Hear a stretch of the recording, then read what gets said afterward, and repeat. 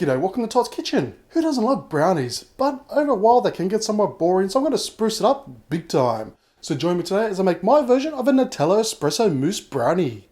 Now first of all, we're going to need 1 shot of espresso coffee. Now if you don't have an espresso machine, just simply dissolve 1 tablespoon of coffee in a little bit of hot water. Now that we have our espresso coffee, I'm going to pour that into a mixing bowl.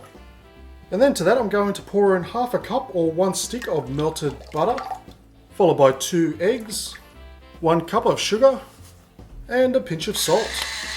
Now using a hand mixer or a stand mixer, we're going to beat this through until the sugar's dissolved.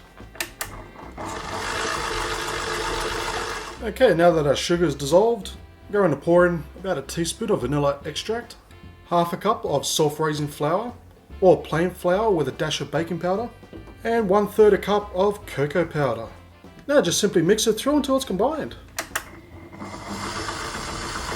Now finally I have a lined baking tray. So just simply pour our brownie mixture into our tray.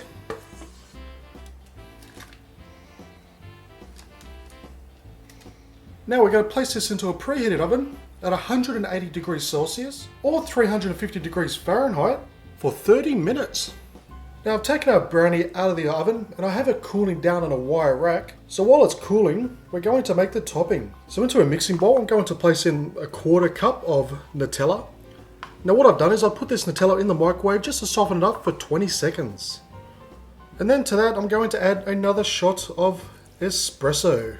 Now just give it a quick whisk until it's completely combined. And next into a separate bowl, I'm going to place in about 1 cup of thickened or whipping cream. Now simply whip this away until you form stiff peaks. Okay, now that we've formed stiff peaks, we're going to grab our coffee and Nutella mixture and we're just going to slowly pour it in until it's all combined. Okay, lastly our brownie has completely cooled down, so we're just going to put our lovely Nutella and espresso topping just on top.